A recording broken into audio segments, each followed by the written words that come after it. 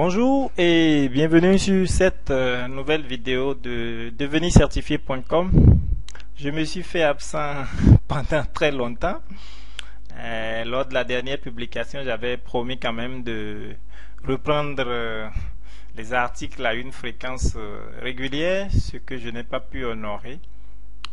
Les raisons, c'est toujours les mêmes. Il y a moi-même ma préparation de certification, ma vie de famille et puis mes responsabilités au boulot. Ceci dit, entre-temps, j'ai fini moi-même le CCNP Voice, j'ai fait le CCIE Written et là je prépare actuellement le lab pour juillet 2015. C'est beaucoup de travail, il faut beaucoup lire les RFC, beaucoup faire de lab et tout. Et donc j'espère bien pouvoir concrétiser cette échéance de juillet 2015. Ce n'est jamais gagné d'avance pour le CCIE, mais bon, je vais m'y essayer et on verra bien ce que ça va donner. Ceci dit, je compte bien reprendre les publications maintenant. J'espère que cette fois-ci, je reviens pour de bon et puis on va pouvoir continuer notre aventure de partage. Nous allons faire une série de vidéos pour commencer sur le routage. Le routage qui est en fait le mécanisme par lequel des chemins sont sélectionnés dans un réseau pour acheminer des données d'un expéditeur jusqu'à un ou plusieurs destinataires. C'est capital dans un réseau pour cette notion de routage. Nous allons dans cette première vidéo ne traiter que du routage statique. Après, on va faire des vidéos pour chaque protocole de routage quand il s'agira du routage dynamique. C'est très sensible et c'est très important et donc on prendra le temps qu'il faut et pour en parler. Une fois encore, comme vous savez, le principe n'a pas changé. Sur devenircertifié.com, ce n'est plus de la théorie que nous apprenons, mais bon, c'est la pratique des choses, l'utilité des choses et donc voilà, on voit les choses pratiquement et ce à quoi ça peut nous servir et tout. La théorie, je juge que tout un chacun, on a accès quand même à beaucoup de documents et tout. C'est vrai qu'on peut discuter de certains aspects théoriques pour approfondir la compréhension, mais ce n'est pas l'objectif majeur ici non plus. Et donc, ceci dit, sans plus tarder, nous allons plonger dans le vif du sujet. Qu'est-ce que le routage? Je viens d'en parler tout à l'heure. C'est le mécanisme par lequel des chemins sont sélectionnés dans un réseau pour acheminer des données d'un expéditeur jusqu'à un ou plusieurs destinataires. Quand je prends le schéma qui est ici, nous pouvons donner un petit exemple. On suppose une entreprise qui a 3 bureaux, un à Cotonou, un à Dakar et puis un à Lomé. Ah oui, ici c'est toujours Lomé. Vous allez remarquer quand on sera dans Genestri après que j'ai changé Lomé avec Abidjan. Bon, juste parce que ça m'a plu de changer Abidjan en fait. Ben voilà. Et on aura le temps de faire participer toutes les villes parce qu'il y a plusieurs vidéos à publier. D'après notre vidéo sur le TCP/IP, cet ordinateur... Ah pardon. J'efface ça, voilà. Cet ordinateur qui est dans ce sous-réseau 192.168.1.0/24 et qui a l'adresse IP de celui-ci, il fait 192.168.1.1.2. S'il doit communiquer avec d'autres postes de travail dans ce réseau local, il n'y a pas de souci. Ils savent comment se parler en utilisant leur adresse MAC. Mais le problème qui se pose, c'est que quand il doit parler vers un autre réseau ou un autre sous-réseau, forcément, il y a un équipement de couche 3 qui doit intervenir, qui est le routeur qui est ici. Nous aurons forcément besoin de ce routeur pour router, permettez-moi le thème, les paquets entre ce réseau 192.168.1.0 vers le réseau 192.168.2.0. Donc, il est nécessaire de passer à cet équipement de couche 3. Le besoin du routage intervient quand nous devons quitter par exemple ce réseau local et pouvoir discuter avec un ordinateur, ce host 2 par exemple qui est dans le réseau 192.168.5.0. On a forcément besoin de faire quelque chose. Vous allez me dire qu'il y a déjà les routeurs. Mais un routeur, celui-ci par exemple, le routeur de Cotonou quand on le prend, il sait comment joindre les réseaux qui lui sont connectés. Donc le 192.168.1.0 et le 192.168.2.0. Lui, il sait comment adresser les autres, enfin les adresses IP de ce réseau. Mais il ne sait pas encore à l'étape actuelle, tant qu'on ne le lui dit pas, il ne sait pas toujours adresser les autres de ce réseau. C'est là en fait qu'intervient la notion de routage. Nous allons pouvoir lui dire, pour accéder par exemple à ce réseau 192.168.5.0, utilise cette adresse IP qui est ici, ou bien sort par cette interface-ci. Il vient au niveau de celui-ci, celui-ci aussi saura router l'appel. Donc de fil en aiguille, il passe d'ici vers celui-là, et celui-là, enfin, il envoie le paquet. On va lui dire d'abord dans un premier temps, quand tu vas vers le réseau 192.168.5.0, sors par cette interface ou bien envoie le paquet à cette adresse IP qui est le 192.168.2.2, l'interface de ce routeur-ci. Lui, qu'est-ce qu'il fait? Il envoie à celui-ci. Celui-ci, quand il reçoit le paquet, il voit la destination qui est le réseau 192.168.5.0. Il regarde dans sa table de routage pour voir, ah, mais est-ce que j'ai une correspondance à ce réseau? Oui, je l'ai. Et ça sort par où? Ça sort par cette interface. Et lui, il envoie à ce routeur-ci. Lui, il sait qu'il est directement connecté à notre réseau en question. Et notre paquet est délivré. Donc, de fil en aiguille, voilà la procédure pour ce qui est du routage statique. Le routage dynamique, on en viendra, il y a un slide qui va venir après celui-ci, qui traite de la différence entre le routage statique et le routage dynamique. Autant les deux, ils ont leurs avantages et puis leurs inconvénients. Donc voilà brièvement résumé ce que c'est que le routage. Et donc nous allons continuer vers la différence entre le routage statique et le routage dynamique. Le routage statique, tel qu'on en avait parlé tout à l'heure, nous avons dit que nous devons ajouter les routes au niveau de chaque routeur pour leur notifier comment accéder au réseau auquel on veut accéder. Mais imaginez, ce schéma qu'on a ne comporte que 3 routeurs et donc 3 bureaux a priori. Imaginez une entreprise où vous avez une dizaine de bureaux ou une vingtaine de bureaux, et j'imagine peut-être que dans chaque bureau c'est pas qu'un seul routeur, vous pouvez en avoir plusieurs. Vous vous imaginez en train de configurer tout ça sur 20 routeurs, et ce qui veut dire que à chaque fois que vous ajoutez par exemple un sous-réseau à ce routeur-ci, vous devez passer sur tous les routeurs pour reprendre les routes. Ça risque de devenir très vite infernal. Et c'est pas évident que vous vous souvenez toujours de tout mettre à jour et tout. Voilà l'avantage qu'apporte le routage dynamique. Il y a un certain nombre de protocoles de routage qu'on va les voir. Il y a RIP, il y a EIGRP, OSPF. On va les traiter un à un. Chaque vidéo sera consacrée à un protocole de routage parce que c'est un sujet très important et bon. Et donc, on va le traiter en profondeur comme il faut. Donc, je disais, ce que fera le protocole de routage, ces routeurs vont souvent s'envoyer des mises à jour périodiquement. Et dès qu'il y a une modification sur un des réseaux connectés à ce routeur, si par exemple, il envoie des mises à jour à tous les routeurs, aux routeurs adjacents, et leur dit, ah voilà les changements qui sont intervenus dans mes réseaux. Celui-ci voit si l'information est valable, la validité de l'information, il voit ça par rapport à un certain nombre de paramètres qui varient d'un protocole de routage à un autre. Et donc quand on sera sur chaque protocole, on aura le temps de bien détailler ce qu'il en est. Il regarde si l'information est utilisable, il met ça dans sa table de routage et puis il partage avec les autres aussi. Voilà aussi. Et donc, quand vous avez une modification, vous n'avez pas besoin de passer sur 10, 20, 100 routeurs pour le faire. Automatiquement, le protocole de routage, ils envoient des mises à jour périodiques sur les informations de routage et puis ça se met à jour automatiquement. Donc, vous comprenez l'avantage de routage dynamique par rapport au routage statique.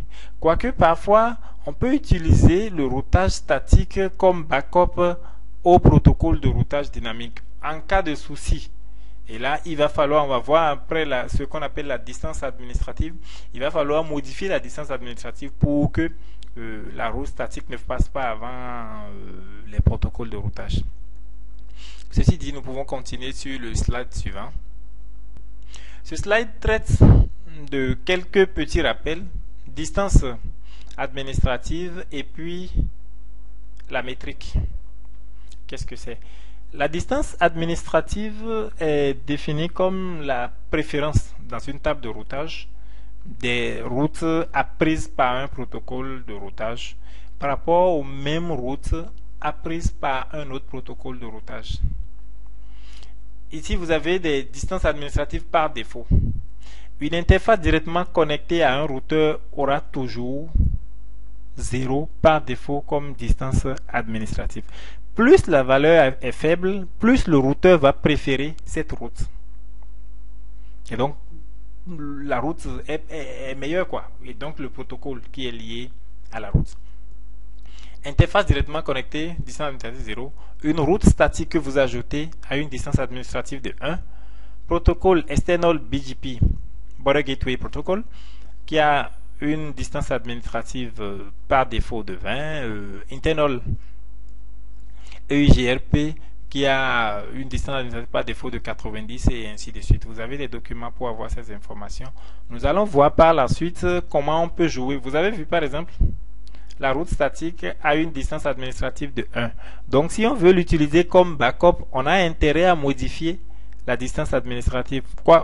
Sans quoi, elle risque de passer prioritaire par rapport à d'autres protocoles. Nous avons dit plus la distance administrative est petite, meilleure est la route. Et donc, on a intérêt à arranger ça si on veut mettre des routes statiques qui vont servir de backup. La métrique, quant à elle, est la valeur d'une route en comparaison d'autres routes apprises par le même protocole, par le protocole de routage.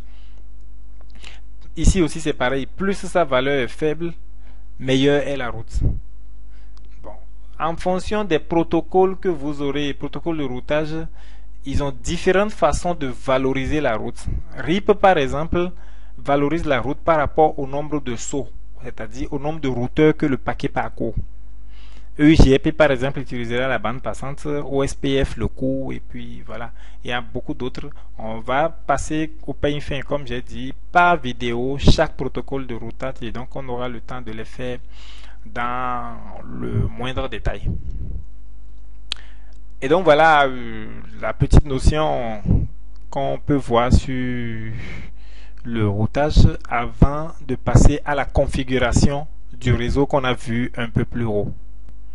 Voilà, donc ici nous allons faire de bout en bout la configuration de ce réseau avec GNS3. Je vous recommande vivement de beaucoup l'utiliser parce que c'est un émulateur. À la différence de Packet Tracer, c'est comme si vous travaillez réellement sur un routeur Cisco, quoi, parce que vous chargez, il émule en fait le routeur, vous chargez les iOS de Cisco même dedans. Et donc moi je le préfère nettement à Packet Tracer, quoique pour le niveau CCNA, Packet Tracer est largement suffisant. Mais quand vous commencez à dépasser le CCNA, il commence à être un peu limité parce que vous n'avez pas toujours toutes les commandes qu'il faut dans Packet Tracer. Donc voilà, et on va passer à la configuration. Ce que j'ai fait, j'ai déjà, pour qu'on gagne du temps, j'ai juste mis les devices dans GNS3 et j'ai démarré le lab. Mais aucune configuration n'a été faite. On va vérifier tout ça enfin pas à pas. Et donc on va configurer nous-mêmes tout ce qui est là de bout en bout. Donc voilà, sans plus tarder, on va commencer.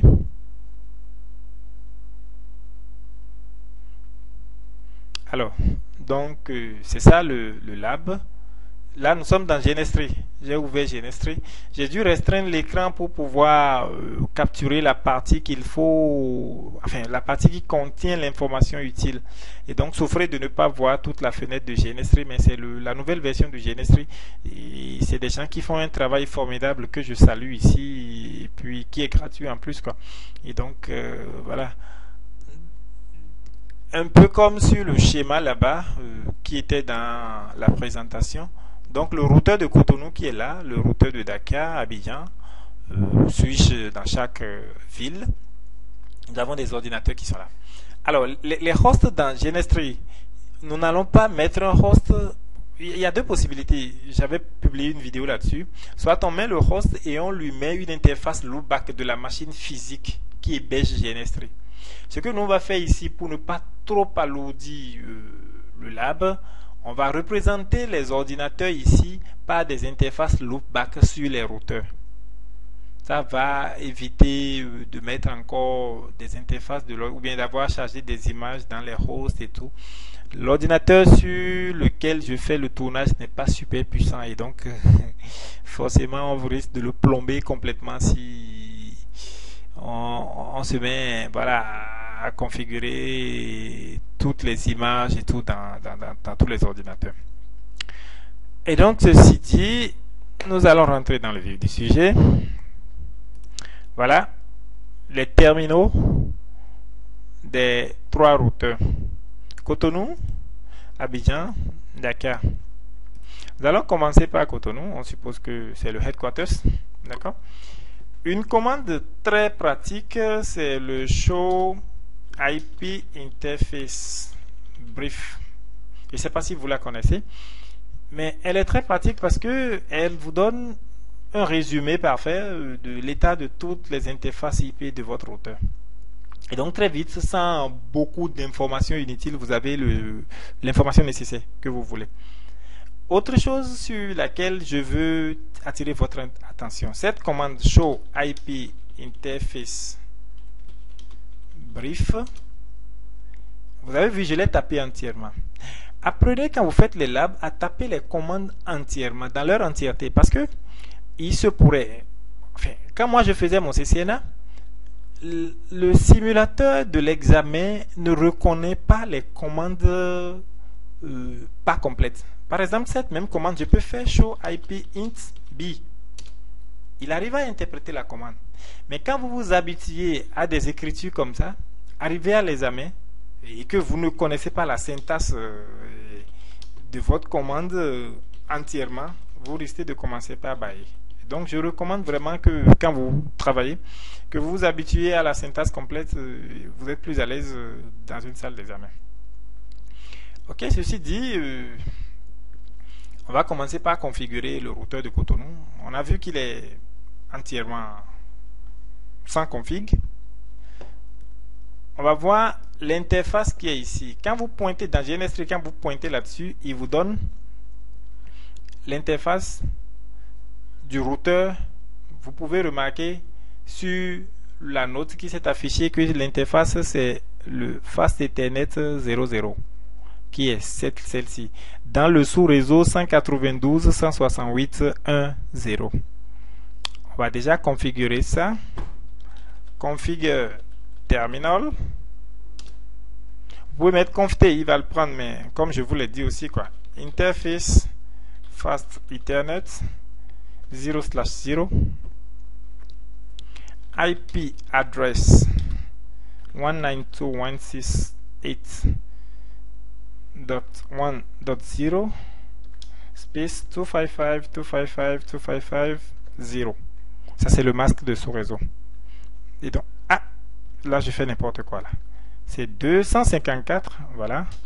255.255.255.0. C'est bien ça. Enter. Revenons ici pour vérifier, c'est bien le 1.0 le réseau, mais l'adresse IP de cette interface c'est 254. Eh bien, je vais faire un no shutdown parce que vous aviez vu que l'interface était administratively down. Then I need to run the no shutdown commands. Souffrez que je fasse un peu du franglais parce que là je vous le recommande aussi, hein, parce que avec Cisco aujourd'hui que vous n'avez plus d'examen en français, vous êtes bien obligé de vous familiariser avec l'anglais. Donc no shutdown pour activer la commande.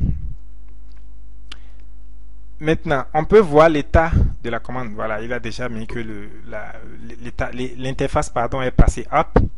Pour voir l'état de cette interface, nous pouvons toujours faire appel à notre commande show IP interface brief. Mais comme vous pouvez remarquer, nous ne sommes pas en mode privilégié, mais nous sommes en mode de configuration de l'interface face Ethernet 00.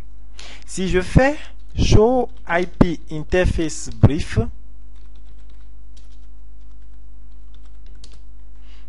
il ne va pas reconnaître cette commande compte tenu du mode où je suis. Mais il y a une commande très intéressante que Cisco a ajoutée à partir d'une certaine version d'iOS qui vous permet de faire do show quand vous n'êtes pas en mode privilégié directement pour avoir le show commande là. Do show IP interface brief.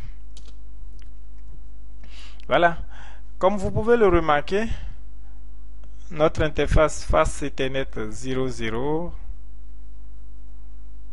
il est app. Nous sommes d'accord? Et donc, on peut dire que de ce côté, pour ce routeur-ci, on est OK. Donc, on peut dire qu'on a fini avec la configuration de l'interface du routeur de Cotonou qui est dans le LAN. Maintenant, passons à l'interface série. Quand vous pointez ici, vous pouvez voir que c'est l'interface serial 00 qui est connectée. On revient là-dessus. On fait interface serial 0/0. Pardon. Voilà. L'adresse IP, c'est le 192.168.2.1.1. Bien entendu pour l'interface /30 qui fait un masque 255 3 x 252. Je ne vais pas revenir sur pourquoi on met un /30 ici, c'est juste pour avoir deux adresses IP utilisables pour raison de sécurité et tout. On en avait parlé dans une des vidéos précédentes. Donc voilà, on va faire IP address. Ah, pardon, c'est une interface série, donc il faut qu'on fasse d'abord l'encapsulation. Encapsulation HDLC avant de pouvoir faire mettre l'adresse IP. Et donc IP address 192.168. Alors, j'ai pas gardé ça en tête, c'est 2, voilà. Dot 1 255 255 255 252. On fait un no shutdown. Et on peut vérifier l'état de notre interface. Do show. Vous voyez que j'utilise fréquemment IP interface brief. Comme vous pouvez le contacter, mes deux interfaces sont up. Le serial et le fast Ethernet 00 sont up autant du statut que du protocole. Je peux dire que je suis bon avec le routeur de Cotonou. Nous allons sauvegarder la configuration. Vous avez deux commandes. Soit c'est copy running config startup config. Comme je vous ai dit, apprenez à saisir toute la syntaxe. Destination startup configuration yes.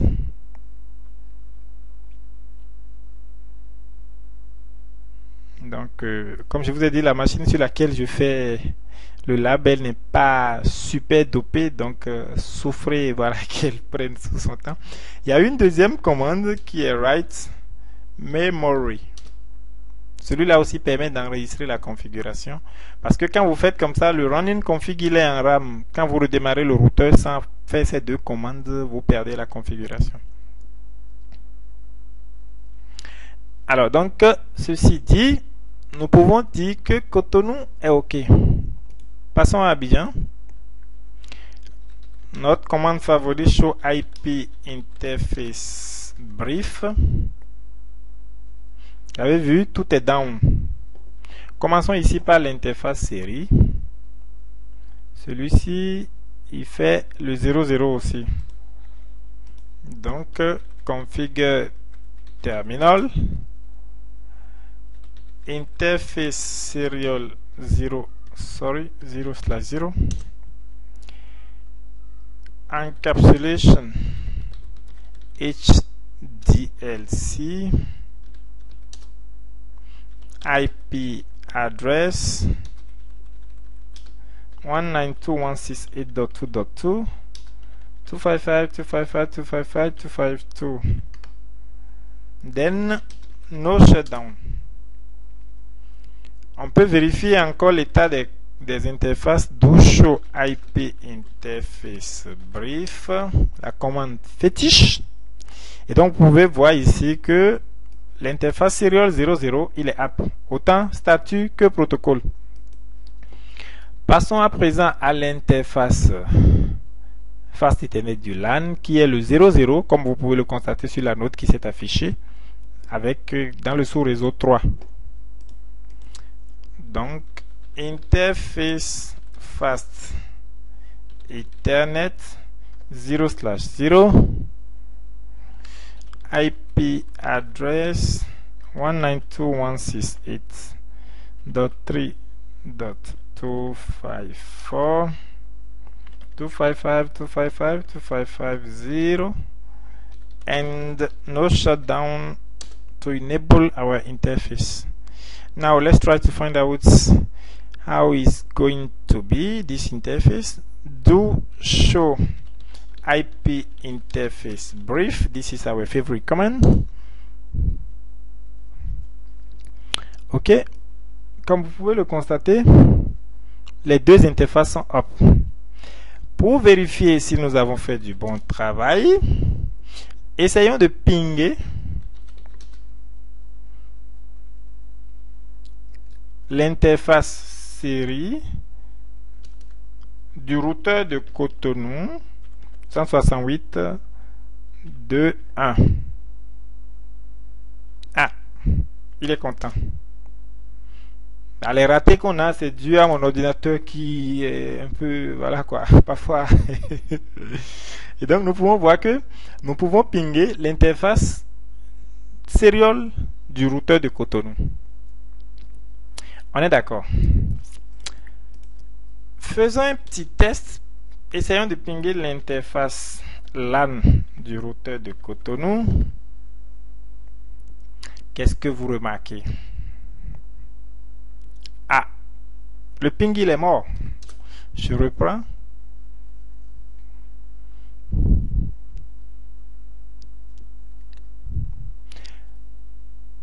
Nous avions dit dans les slides que le routeur, il sait comment accéder aux interfaces ou au réseau auquel il est connecté. Cette interface-ci est déjà après le routeur de Cotonou. Donc vous pouvez voir déjà que depuis Abidjan, on n'arrive plus à pinguer le LAN de Cotonou. Cette adresse IP que nous sommes en train de pinguer, c'est le LAN de Cotonou. Et le ping il est mort. Vous pouvez voir la table de routage du routeur en faisant show IP routes. Qu'est-ce que vous constatez? Celui-ci reconnaît deux réseaux. Vous avez les lettres qui indiquent le type de route que c'est. Les routes sont ici. Le type de route que c'est. C, c'est mis pour connecter. S pour statique. R pour RIP. M pour mobile. B pour ainsi de suite. Vous pouvez lire tous les détails. C ici, c'est pour signifier que le sous-réseau ou le réseau est directement connecté au routeur. À cette interface serial 00. Et le LAN de Abidjan, c'est dans le sous-réseau 3. 192.168.3.0. Donc les deux sont directement connectés. On n'a pas notre sous-réseau 192.168.1. Comme vous pouvez le constater. Alors, voilà. On n'a pas le 1. Et donc, qu'est-ce qu'on va faire maintenant pour faire le 1? On va ajouter une route vers le réseau de Cotonou. Configure terminal. Oops, sorry. Configure terminal. OK. IP route. Quand vous faites un question mark, il vous demande de mettre le réseau de destination 192.168.1.0.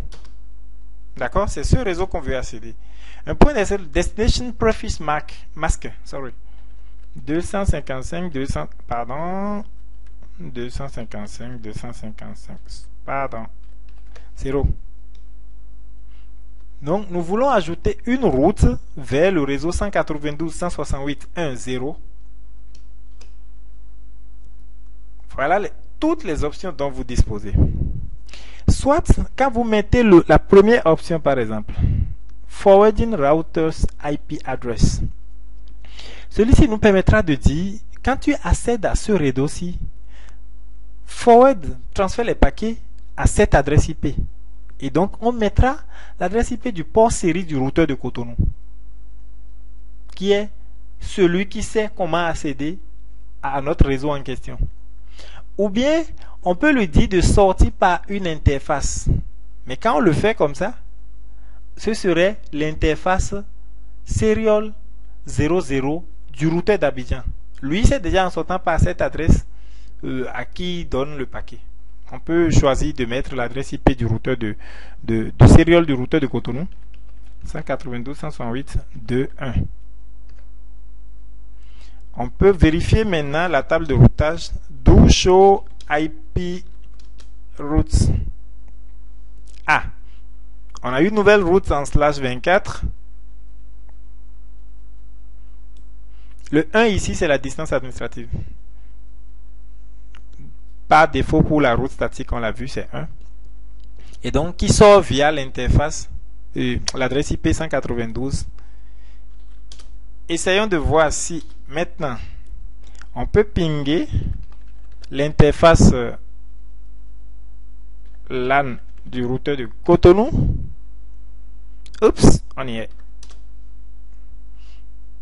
Il est content. Voilà, je peux faire un petit repeat pour vous permettre de bien voir.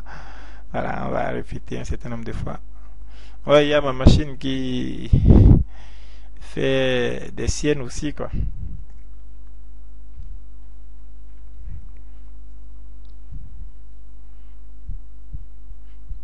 Apparemment, il prend tout son temps pour finir. On va l'attendre patiemment.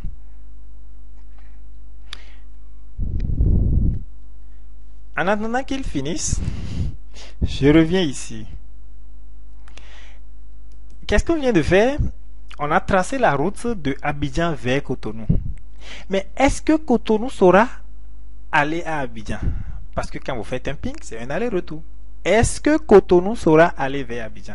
On va rester sur le routeur de Cotonou et pinguer ce réseau-ci, c'est-à-dire le 3254 pour voir si Cotonou sait joindre. Repartons sur le routeur de Cotonou. On n'a pas enregistré la configuration. Il ne faut jamais l'oublier. Write memory. Vérifions ici si de Cotonou nous pouvons joindre le LAN de Abidjan. Ah. Nous ne pouvons pas. Et pourquoi? On va faire un petit show IP route pour nous en convaincre. Qu'est-ce que vous remarquez? Je n'ai pas de réseau 192.168.3.0 parce que Cotonou ne sait pas encore pour le moment comment joindre Abidjan. Il faut ajouter la route. Vous pouvez déjà voir la complexité du routage statique. Il faut le faire d'un côté et venir le faire de l'autre. Or, si c'était quand on sera sur les protocoles de routage dynamique, vous allez voir que tout ça c'est automatique. Et ceci pour vous dire déjà, quand vous en avez un certain nombre à faire, très vite vous oubliez de faire certaines choses. Et donc, configure terminal IP route 192.168.3.0 255.255.255.0. Forwarding interface should be 192.168.2.2, right? Now let's see if we are happy.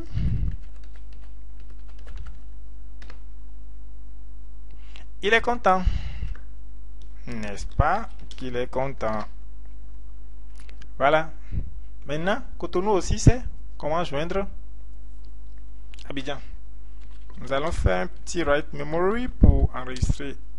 Sorry, this is not write memory. Memory. Great, here we go. Nous venons de finir le routage entre Cotonou et Abidjan. Maintenant, nous allons faire Abidjan-Dakar. Et aussi, on reprend la même procédure en fait. entre Dakar et Abidjan et entre Dakar et Cotonou. Mais vous pouvez comprendre que entre Cotonou et Dakar, ça va transiter forcément par Abidjan. D'accord? Great. On passe sur le routeur de Dakar. Show IP interface. Pip, pip, pip. Brief. Here we go. Everything is down. Configure terminal. Alors, on vérifie cette interface ici qui est le fast Ethernet 00 et celui-ci qui est le serial 00. Pour nous en convaincre, on commence par le serial. Why not? Interface serial 0/0 encapsulation HDLC, sorry. IP address 192.168. Alors, .4.1, c'est ça l'adresse IP du port série de Dakar. 2550. No shutdown. J'ai mis la forme contractée, no shut. Faut surtout pas s'habituer à ça. Do show IP interface brief.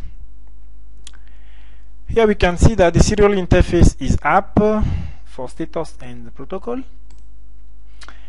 That's good. Maintenant, on passe à l'interface Fast Ethernet. Alors, Fast Ethernet 0/0. OK. IP address should be which one is that? 192.168.5.245. Sorry, 254. 255, 255, 255, 0 and no shut. Ah, j'ai fait une bêtise tout à l'heure et vous ne m'avez pas. Do show IP interface brief. J'avais fait une bêtise pour l'interface série.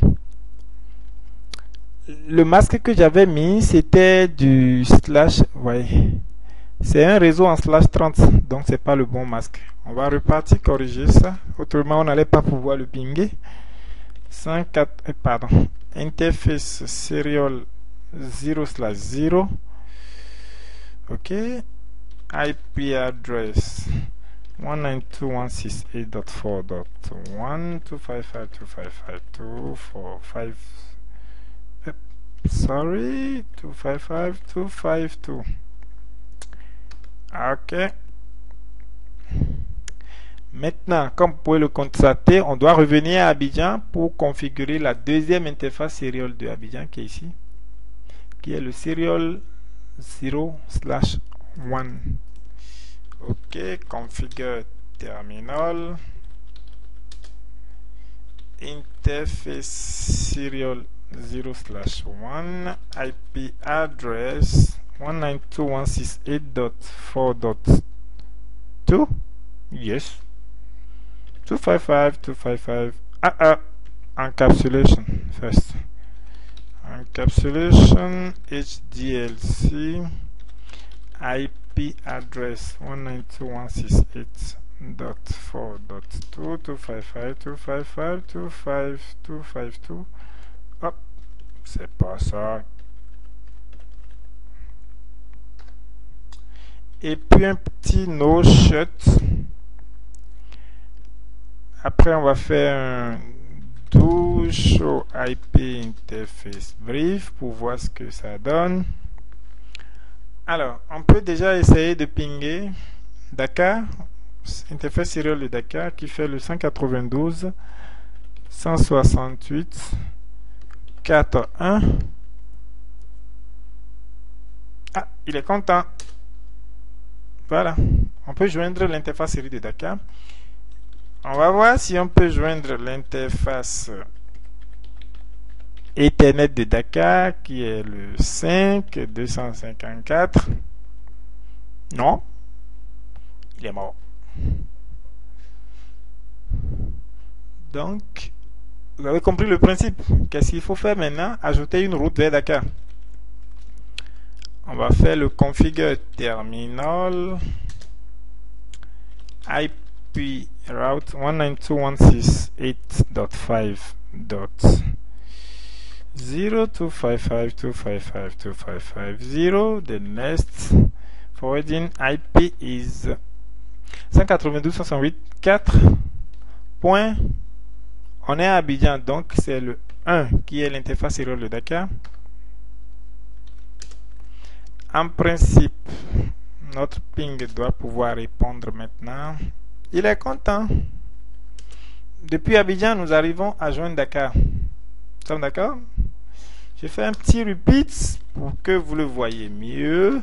Juste 10, on va pas aller loin pour surcharger mon vieux ordinateur. Voilà, maintenant que toutes les interfaces de Dakar sont configurées, on peut passer à la phase de routage. On va déjà faire un petit essai pour pinguer à partir de Dakar l'interface série 01 de Abidjan, qui est l'adresse 192.168.4.2. On voit qu'il répond. On ping le 1 aussi, qui est le serial de Dakar, même pour voir, ça répond. Bien, maintenant, on va pouvoir, essayons de voir si on peut joindre le LAN de Abidjan. Non, on peut pas. Et donc, on va faire un show, IP route. Il n'y a pas de route sur Abidjan. Configure, alors, terminal, IP route 192.168.3.0, 255.255.255.0. Le forwarding address, c'est le 192.168.4.2 qui se retrouve être le serial de Abidjan. En principe, on doit pouvoir pinguer maintenant le LAN de Abidjan. Good, il est content. On va faire un petit write memory pour sauvegarder celui-là. Après, on va tracer en même temps les routes en direction de Cotonou. Pour le moment, depuis Dakar, on sait comment adresser ce réseau, celui-ci. Celui-ci, on ne sait pas encore, et l'autre aussi, on ne sait pas. On va ajouter ces deux réseaux. Le serial entre Cotonou et Abidjan, et puis le LAN de Cotonou. Alors, quel est ce message d'erreur? Je sais pas, c'est Genestri, mais bon, je vais pas le fermer pour bien. Alors, ça c'est le petit qui est en train de tomber dans les pommes, c'est pas grave. Console, on va l'ouvrir à nouveau, j'espère qu'il va s'ouvrir. Good. On va le réduire légèrement et le mettre en bas ici. Réduire un peu de part et d'autre. Ça c'est Cotonou. On va ouvrir Abidjan aussi. Console. Great. Pour finir, on ouvre Dakar. Great. On en était où déjà? Alors, voyons voir. Show IP interface brief. Je sais plus trop qu'est-ce qui nous a foutu comme bordel. Excusez-moi pour le thème. On va faire un show IP route. On a le réseau vers le LAN de Abidjan. Donc on peut déjà pinguer pour voir si on arrive à y aller. C'est bon, ça marche. Je pense que les ratés, voilà, c'est dû à la lenteur de ma machine. Donc, on disait tantôt qu'on allait ajouter le réseau entre Cotonou et Abidjan et puis le LAN de Cotonou. Config terminal IP route 192.168.2.0.255.255.255.255.252. Et la sortie depuis Dakar, c'est le serial de Abidjan. Voilà. Après, on va ajouter maintenant le LAN de Cotonou. Pardon. IP route 192.168.1.0.255.255.255.255.0. La porte de sortie, c'est toujours le serial de Abidjan. On peut faire déjà un show IP. Je suis tellement habitué parfois. Bon, comme on peut le remarquer, on a la route vers le LAN de Cotonou et puis le serial entre Cotonou et Abidjan. Faisons un petit write memory et vérifions si on peut déjà atteindre le réseau entre Cotonou et Abidjan. Ça, c'est le serial de Cotonou. Il est mort. Pourquoi? Parce que pour le moment, Cotonou n'a pas les routes en direction de Dakar. On doit pouvoir pinguer normalement le serial de Abidjan qui relie Cotonou. Alors, peut-être que Abidjan aussi, je ne sais pas trop. Show IP route. Tout semble en place ici. Allons à Cotonou pour faire un show IP route. On va ajouter les routes en direction de LAN de Dakar. On va sortir par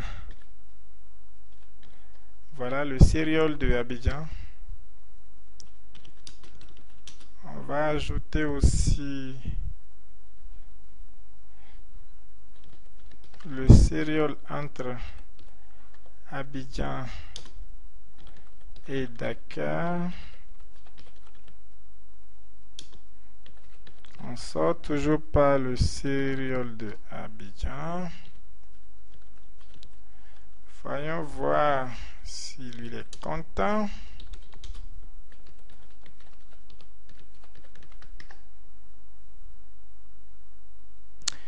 Voilà, comme vous pouvez le remarquer, on peut joindre Dakar. Ça, c'est le LAN de Dakar. Vérifions, faisons déjà un petit write memory ici. Pardon. Write memory ici. Avant d'aller vérifier si de l'autre côté aussi Dakar peut joindre maintenant Cotonou.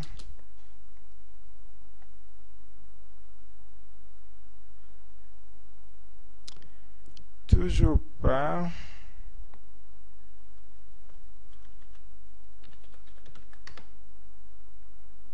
Super, ça marche. Ok. On avait fait un write memory ici normalement avant de partir, mais ça ne coûte rien de refaire. Voyons si de Abidjan. On va faire un trace route ici. Trace route pour tracer l'itinéraire du paquet pour nous assurer que il passe bien par Abidjan avant d'aller à Dakar. Vous voyez, on est sorti par le 2.2, ensuite on est sorti par le 4.1 pour atteindre le trace route vous donne la route vers. Faisons pareil aussi à Dakar pour voir.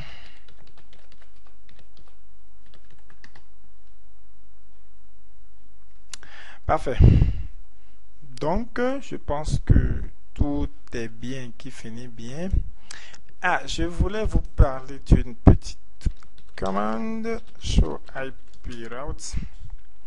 Vous allez voir ici, c'est mis gateway of last resort is not set. C'est la passerelle par défaut en fait du routeur. J'aurais pu par exemple ne pas me prendre la tête à configurer tout ça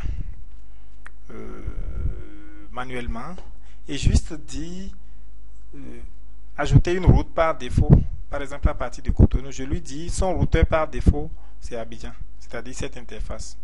Et pour ajouter la route par défaut, vous faites IP route 0.0.0.0.0, c'est-à-dire un masque 000, une adresse IP 000. Ça donne ceci. Confter IP route 0.0.0.0.0, et puis je mets le saut, le forwarding IP address.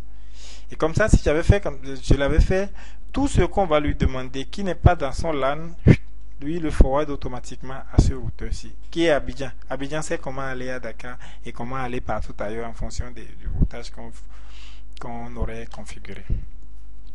Et donc voilà, comme on l'avait annoncé au début, on n'a plus configuré les hosts, on a juste utilisé les interfaces Fast Ethernet des routeurs qui sont déjà dans le LAN en fait. Donc si on arrive à joindre ici à partir de l'autre, c'est qu'on doit pouvoir joindre les ordinateurs qui sont dans le LAN aussi. Voilà un peu la petite aventure pour le routage statique. La prochaine vidéo sera consacrée à RIP. J'espère que vous avez pris du plaisir en notre compagnie et je vous souhaite beaucoup de courage dans la préparation de vos examens et puis on se retrouve très très prochainement. Merci beaucoup pour l'attention et à bientôt.